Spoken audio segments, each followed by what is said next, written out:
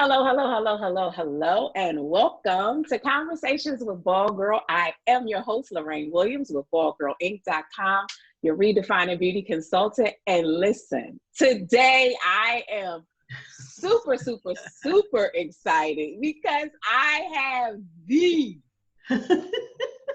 Cheryl Pullins on the show today. Say hi to the people, Cheryl.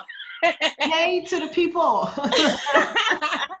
Y'all don't know why I'm so excited, but you will by the end. Yeah. Listen, there would be no Ball Girl without Cheryl. Not at all. Like, she pushed that baby out for me. Like, whoo, I like to call her my midwife. Like, I've known Cheryl, gosh, so how long have we known each other?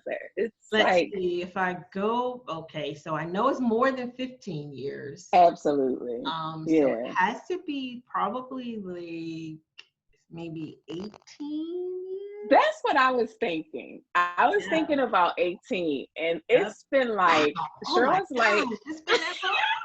Yeah, because Kyra was little. But Cheryl is like my big sister. Like, you know, some of you say I got the best big sister. Y'all don't even know. Like, she knows stuff about me that y'all will never know. And you know I'm butt naked out here, but listen. She is the keeper of the real secrets. And listen, y'all won't get them. Y'all won't get them. But I'm so happy to have Cheryl on because honestly, we're laughing and we're joking, but really, there would be no Ball Girl without Cheryl. And I'm going to tell them a little bit about the story, and I want you to kind of jump in too, because when I finally came to grips with the fact that I had alopecia, I was like, okay, now I have to do something with this. It's not enough to just be okay for myself, but I just felt this pull to do something else. And so Cheryl, who we call Encyclopedia Brown, you can't talk to Cheryl about nothing and she don't have some intelligent input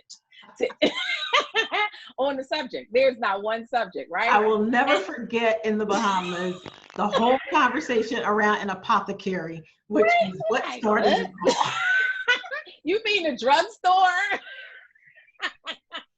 Nobody calls it that, but Cheryl. Oh gosh, so like, we have stories for days, right? And so, we did. You know, I was like, okay, I talked to Cheryl because Cheryl was helping women before branding was this big thing, right? And so I'm like, Cheryl, listen, I got all these ideas, but what can I do? How do I organize them? So I go to Cheryl's house and we sit at her kitchen table, and I'm telling you, it was like the operating room, right?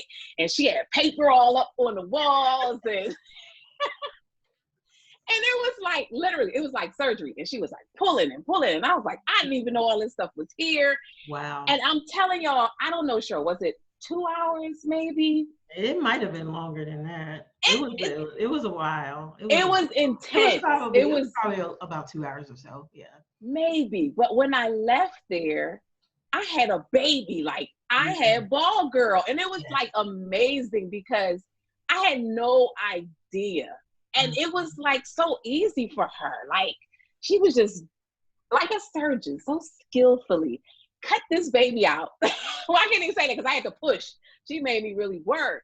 Yeah. But at the end, I had this baby, and it was like a whole plan was written out, and I was like amazed. And so I know, Cheryl, you probably from a different aspect, but for me, it was life changing. So tell me what you thought about it, because I was like, what is happening here?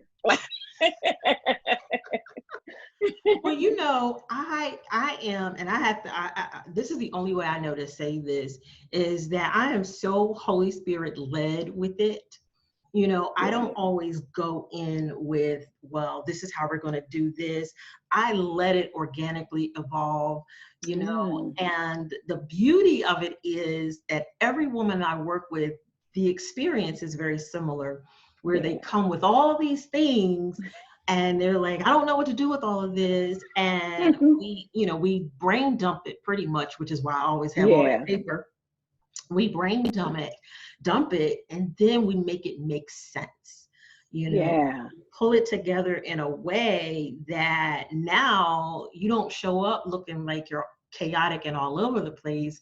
Now you show up on purpose, on brand, with a Yes. mission and goals in mind. You know what I mean? Mm-hmm, So for mm-hmm. me, the interesting part about that summer, because that summer I did that with several women.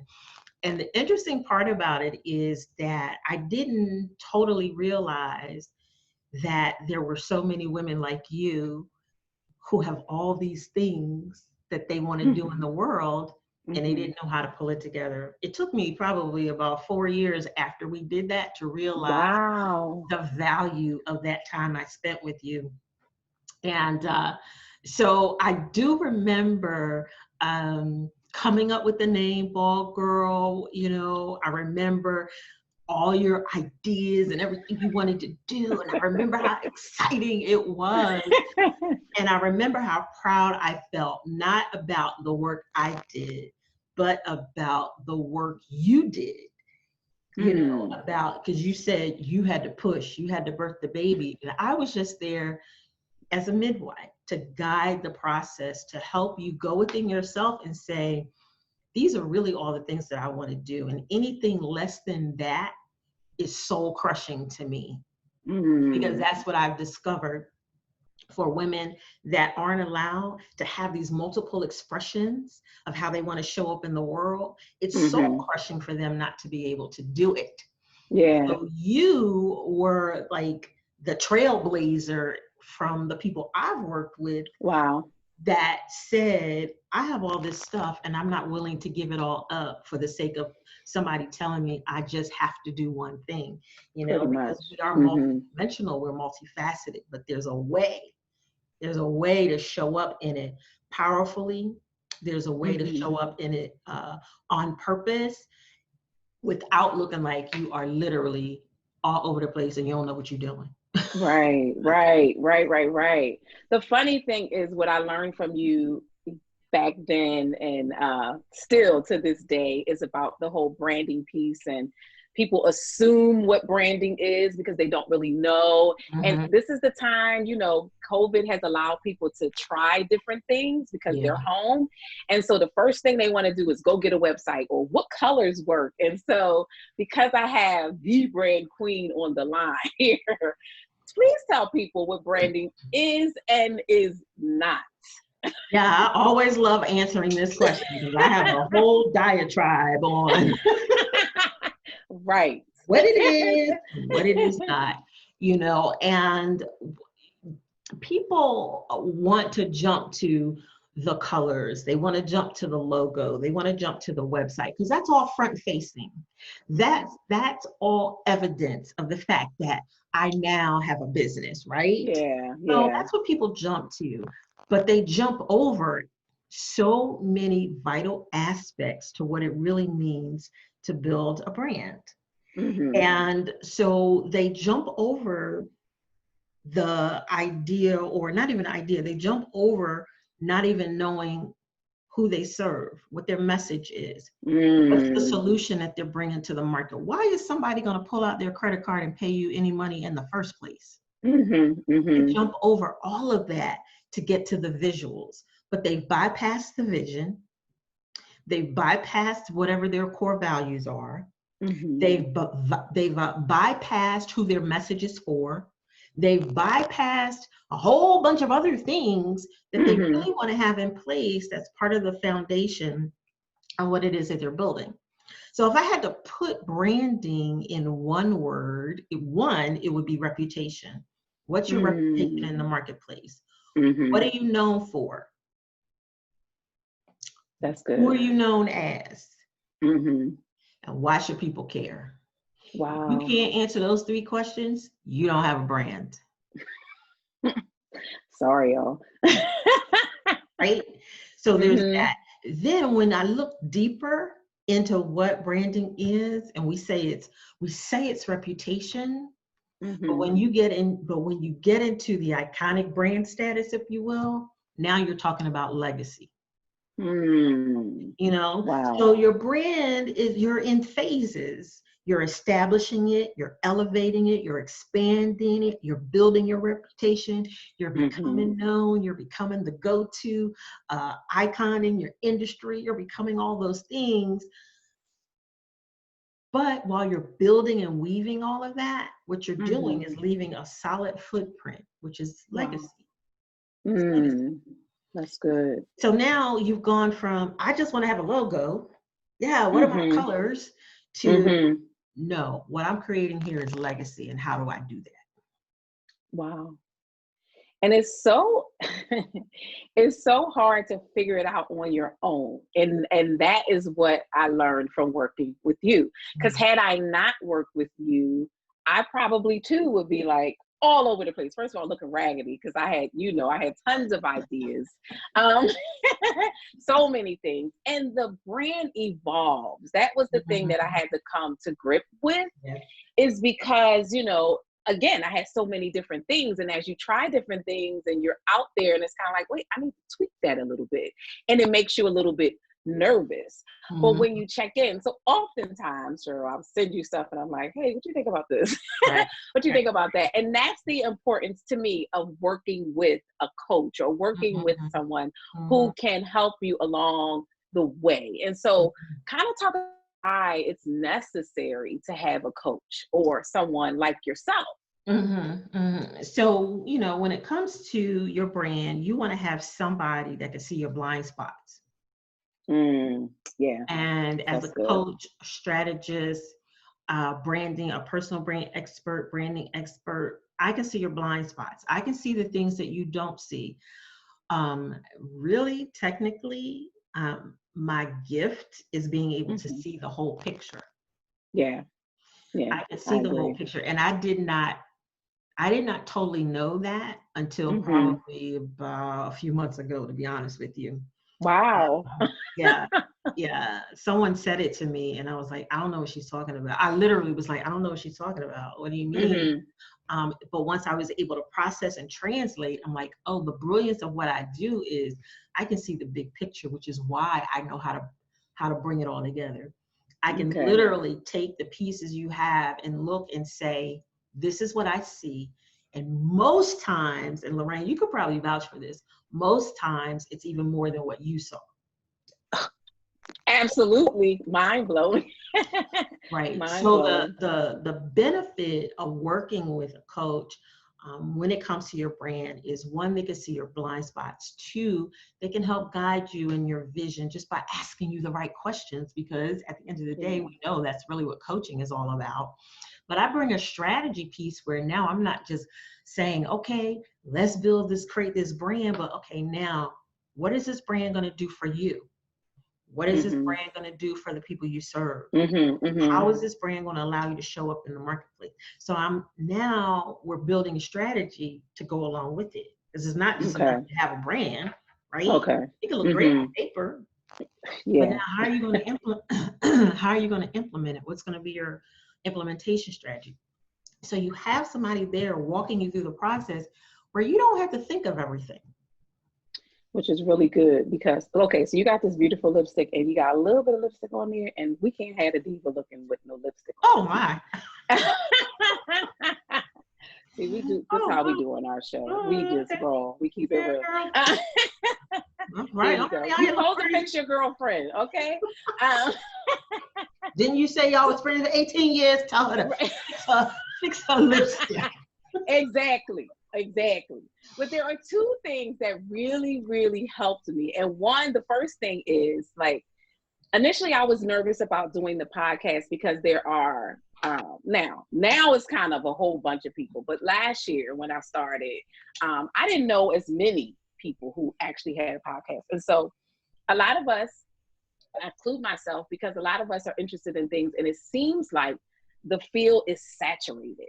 And I love how you talk about, although there are so many other people out there doing what you're interested in doing, they need your voice. Your voice is different. So share a little bit about that, because that really helped me.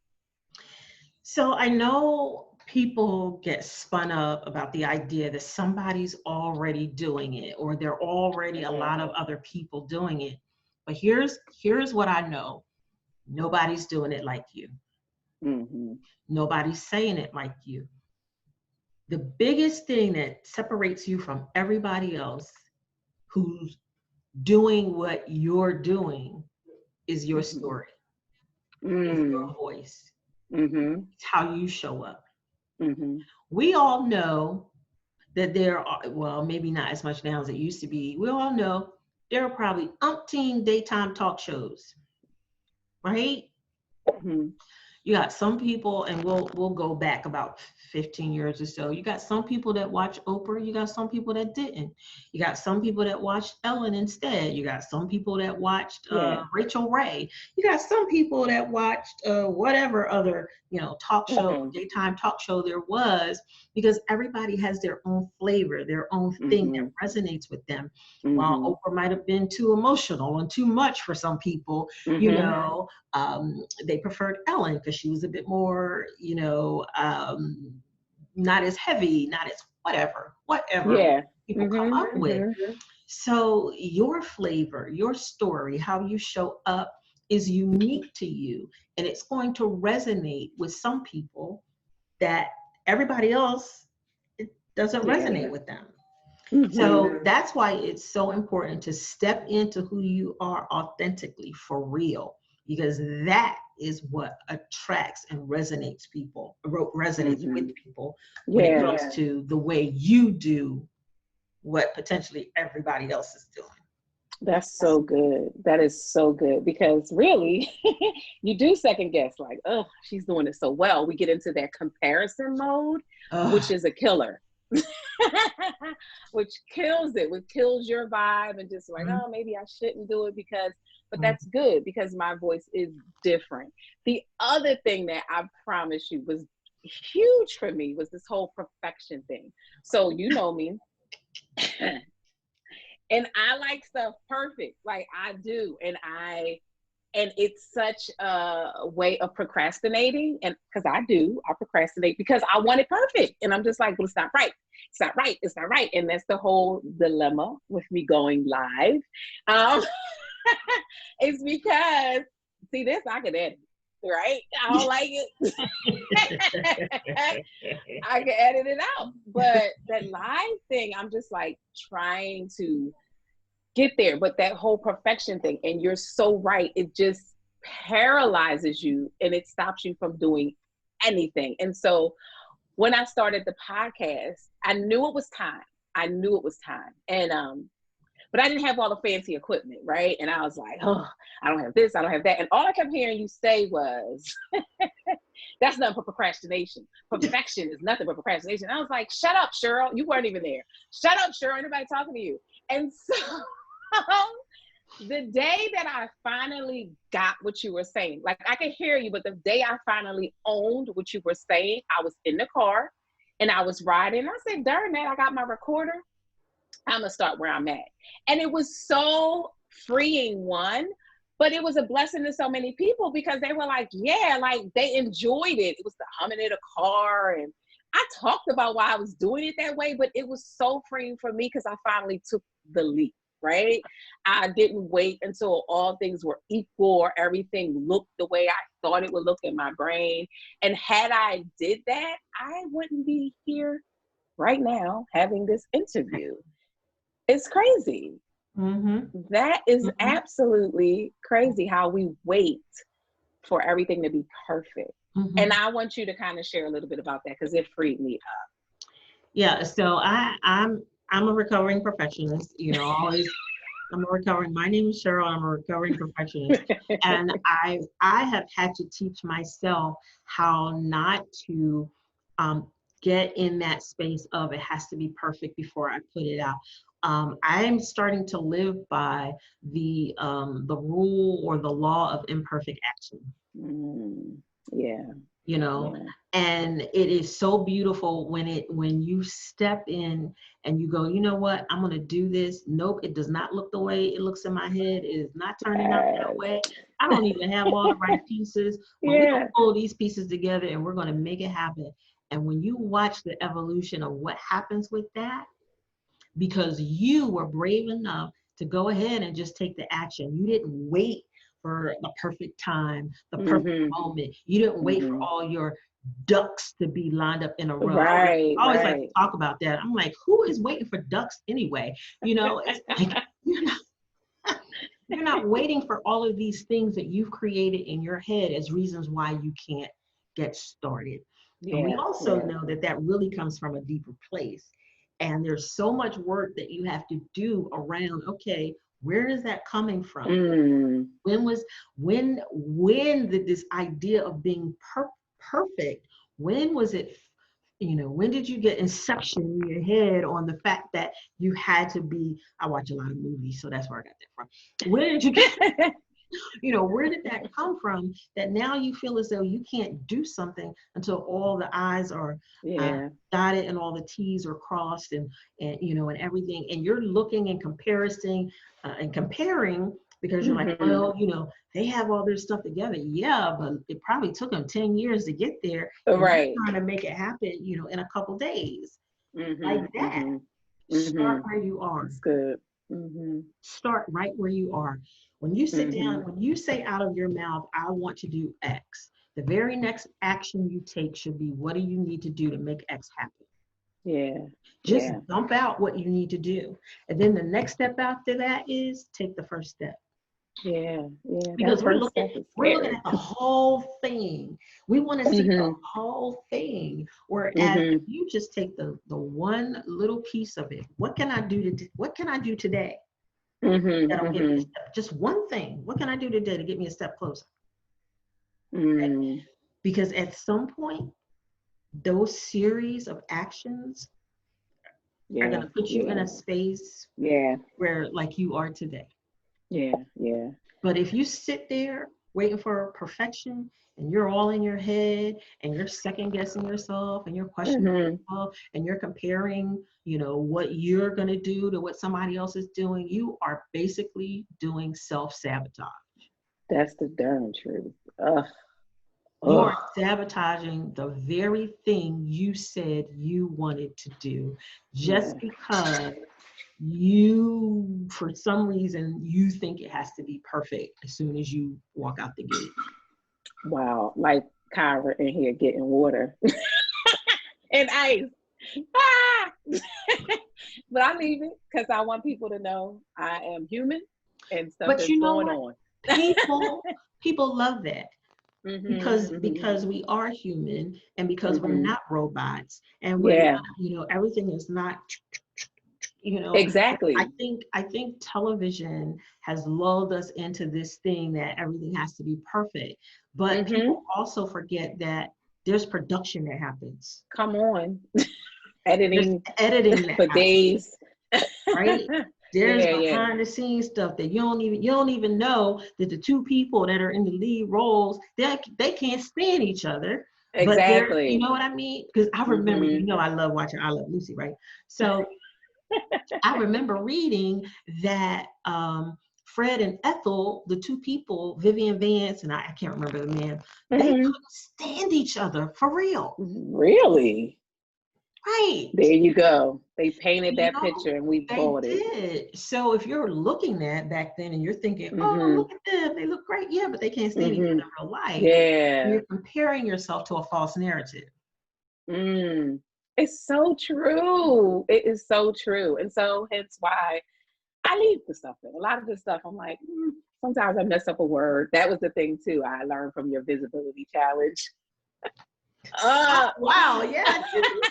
I saved the videos because it was good content. I was like, okay, Lorraine, you need to incorporate some of that. Wait, I need to go find those videos so I can use them for something. Yes, it was good. It was good stuff, and it made us kind of record live, you know, do it live, and it was like, oh God, what I'm gonna say. Yeah. So I'm gonna put it out there. So when I do my first live, you coming with me, cause. I'll be there because I will. I need somebody to hold my hand. That is like, I'll hold your hand through it. I will hold your hand through it. I do you like you riding a bike. I'll hold your hand and let you go. No, I'm just okay. Catch me. But the other thing too is like, even with all of that, like we're saying this, and like you said, it's good. I like how you said some people like Oprah, and because Montel came on it. Was it Montel? Came on at the same time? I think it was. And I was like, who watches that? But people were, he was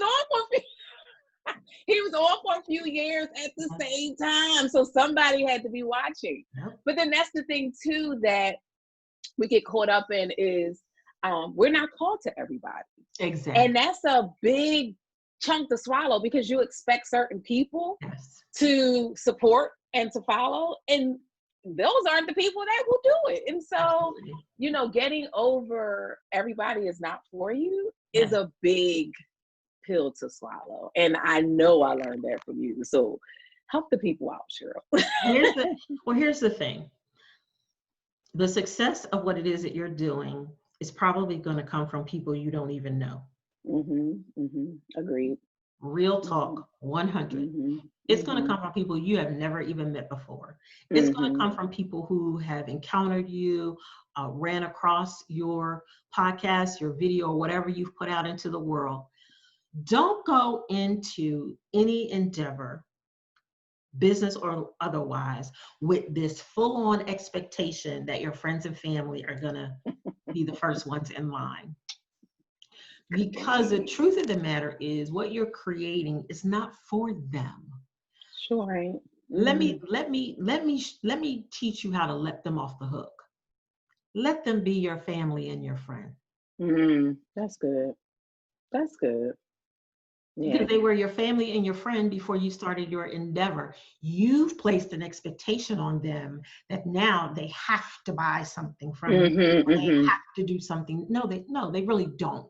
What they can do is to continue to be there for you. Is to be there for you when things might not be going that great. Yeah. And you just need somebody to talk to and vent with. Yeah, that's good. There are other ways that they can show up and be of support to you. They don't always have to be the ones that, you know, we put these big, long social media posts out, you know, and be like, my friends and family, they're not even supporting me, whatever. Let them be your friends and family. You created what you created for a whole new group of people that you haven't even met yet. That's very true. Yeah. So that's how I tell people, let your family off the hook and your friends off the hook. Stop putting that pressure on them and yourself, because now you mad. Whole attitude. Right? You're mad at them. Because here's the thing. It's your vision, not theirs. That's good. That's really good. It's your vision. It's not their vision. No, they're not going to understand. No, they're not going to see it, because it's not their vision. It's yours. That's really good. That's really good. So it might be that you have to surround yourself with people that are totally not friends and family, but people that are in the same, you know, realm of vision and possibility, that are on the same journey. You surround yourself with a few of those people to help you and support you, and stop putting all that pressure on your friends and family. And like you said, free yourself, because you free yourself, and you free your friends and family. You take that pressure off of them. Now you ain't copping an attitude at the family reunion because they ain't buy your last book. Speaking of books, you are in another group effort? Well, yes. So I've published anthologies. I haven't published one in almost 10 years. I'm going to do one in 2021, actually. Okay. But for now, for this year, I'm participating one. It's called The Mom in Me anthology. It's by my good friend Kimberly LeBou of LeBou Publishing. Okay. And I just thought it was a great opportunity for me to do something with someone else, to support someone else. I've gotten so much support and collaboration and sisterhood in the 10 years I've been doing my business, that I'm now being real sensitive to paying that forward. Okay. So Okay. this was a way for me to pay it forward, to be with a group of ladies, most of which I don't know. Okay. A couple of my clients came along with me. So Nice. it's Nice. really, really, really cool and fun. And it got me all fired up and geared up to do another anthology in 2021. Oh, what will that one be about? I am not sure yet. Oh, okay. I am Okay. not sure yet. Yeah, I'm thinking along the lines of what I do in terms of Okay. branding, Okay. but I'm not sure yet. They are fun. I said that I would not do another anthology. Someone asked me about one. I was like, I'll never do another one until I actually do my solo project. Mm, Because they just, all as much fun as they were, and you get to meet all these different beautiful people, right. it's just a way of me procrastinating doing what I'm supposed to do. So I'm like, well, I did kind of write the book. But no, I have a project I need to do myself. And until I do, then I'm not going to hide in the group. I'm just Yep. going to do my own thing. So Yep. yeah, we'll talk about that more in another episode. But yeah. That's awesome. That's exciting. I look forward to it.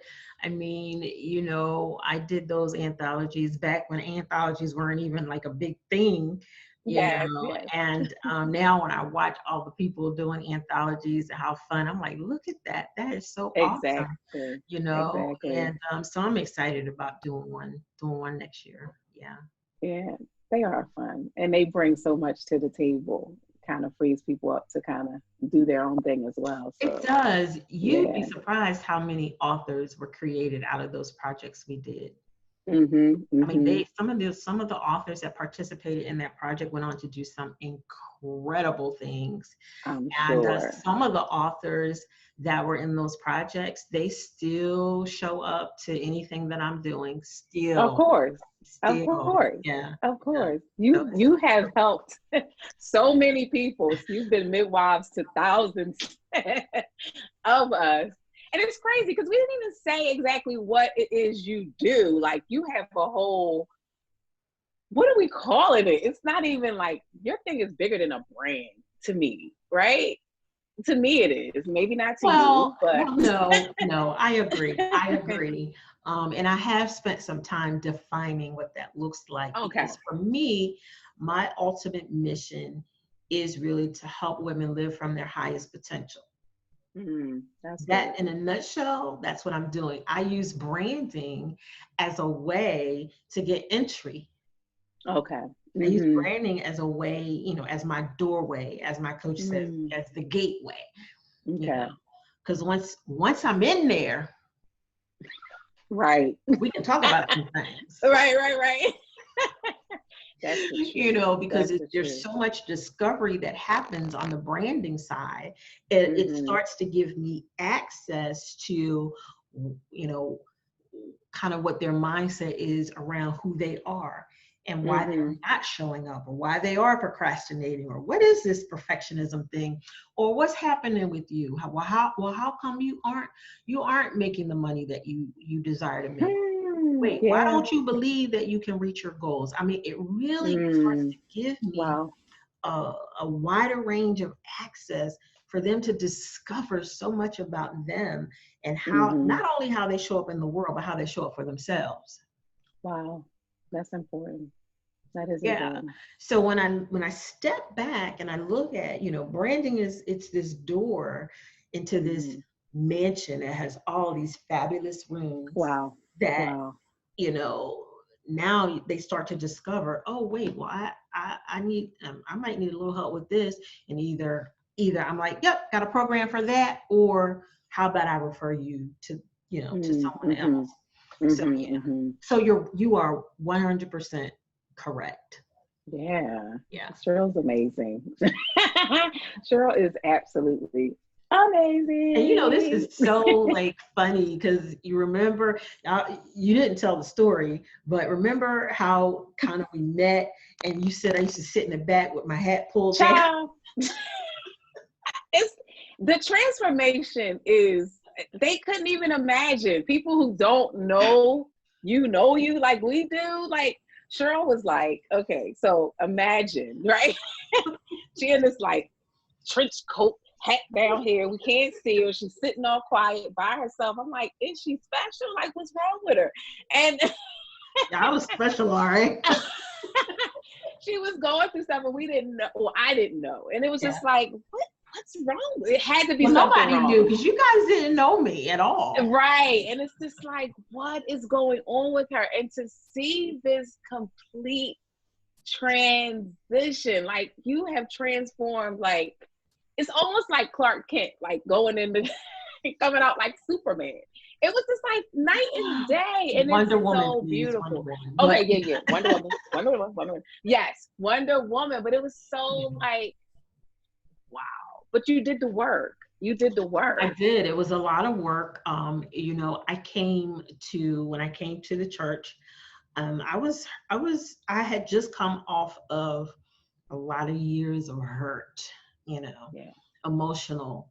And I was in an emotional place that it was like, first of all, I was like, church, y'all can have it. I ain't interested. I had come off of 2 years of that.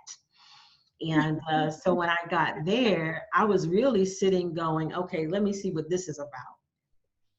Right. So the whole, you know, hat down. It was me shutting myself off. That's what it really was. I'm like, I'm gonna go, but don't talk to me. I don't want nobody, none of that. Just let me. I don't want no committee. Seriously, I didn't want none of that. And you know, by the time it was all said and done, it was a totally different ball game. Totally different. Like she was hiding. Yeah, but I was hiding. But it was such a great place for me to heal. And that's what happened. I healed in that environment because there was an enormous amount of love that came towards me. Yeah. You know, like you and Calvin, you guys were like the first people I established a relationship with. You know? And just from there, it just blossomed into something that I never saw because I was not interested. You know, so when I look back to that and I look at us now, you know, it's amazing. It is not just from my transformation, but from yours too, you know. Yes, God. From us sitting together and like laughing all the time. Girl, in the car, stuffing ourselves in the car with to traveling together. Oh God. You know, to sharing moments and opportunities and to see you own parts of you that you didn't own before. Child, please, you know that's right. And this, I can honestly say you helped with that because I was a mess, like a mess. Like your mask was visible, but mine was like you couldn't see it because you know I knew how to play the part, right? And I was okay. I was great at playing the part, but inside, God, I was so broken. I was so torn. And so, yeah, look at us now. Yeah, I had played the part for so long, I had gotten sick of playing the part. So it comes to that though. By the time you saw me, you know, I was like, ain't no part to play. You know, I'm just here the reason why I was there is because, you know, God pretty much was like, okay, it's enough of that. That's enough of that. I was like, yeah, all right, I'm gonna go, but don't expect nothing from me. I think that was all of us. I think we all ended up there the same way. I think we did. I think that was like an ICU unit. And I would agree. I would agree. I would really agree. And if nobody understands what we're talking about, we met at church. No, we didn't say that, you know, we met. Yes, we met at church. Yeah, we met at church. But it was a very unique church. It was a very incredible space and setting that created a lot of what you see between the both. Absolutely. I wouldn't trade it for the world. It was, we learned so much. We did. And I mean, I'll be honest with you. I mean, I had been in church all those years, and a lot of what was being taught and I had never even heard before. I was like, you got to be kidding me. Like, what are you talking about? And that's what kept me coming back. I told you, me and Carson was like, do they speak Latin here? What's going on?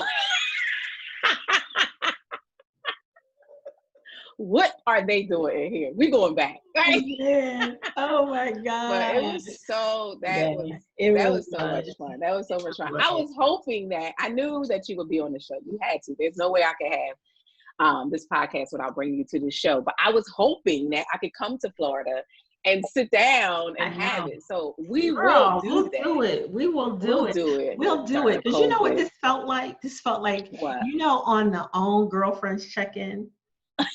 That's what this felt like. People say that to me. This is like, or if they're just listening, it's like they're talking back to the radio, like, oh, she ain't even here. Like, and yes, that was the vibe I wanted girlfriend to create. Yeah, I think we got something going here. I like it. So sidebar, we'll be talking later. Yes. But I really can't thank you enough. Me and Cheryl could be on here forever, okay? Yeah. But I know y'all like, what y'all talking about? But we will have her back because, again, I already said when I go live, she coming with me. So she will be with me on the first one because that is a little fear of mine. I will be honest. But I cannot thank you enough for coming on and sprinkling all those nuggets. My pleasure. This was so much fun. It was. I always have fun when I'm talking to Cheryl. But tell them how they can reach you if they have questions or if they're interested in working with you or having you on their show. How do they reach you? Absolutely. So I'm always on Facebook. You definitely can reach me there. Cheryl A. Pullins, put in, I think the URL has Cheryl A. Pullins on it, but if you put in Cheryl Pullins, you'll find me. You'll find me there. And also I have a group on Facebook, and it's called Build Your Iconic Personal Brand. So you might want to jump in there because I'm about to do some really cool things in there. That's where that visibility challenge took place. I have a 5-day challenge or training or something coming up that I'm going to be doing in August, and it's called hashtag. I'm not going to tell you, but join the group. You got to join the group to find out. And or you could go to CherylPullins.com. And I'm in the middle of doing things with my brand. So there are links there that you can click on. But you can definitely find me. All else fails, you reach out to Lorraine and she knows how to get me. And y'all know I'm going to put all her contact information in the notes because I feel like, listen, y'all, she gave y'all you only got like a smidget of what Cheryl does. And I really, really wanted her on here so that you guys could take advantage of everything that Cheryl has to offer. Listen, go check her out. I promise you will thank me when you do. So, again, Cheryl, thank you so much for coming, guys. And you know that if you need to reach me, guys, you can reach me at info@ballgirlinc.com. I am on Facebook at Ball Girl Inc. I'm on, what am I on? Instagram at Conversations with Ball Girl. And until we see you again, go and be great. Yes. That was fun. So I'm going to stop the recording.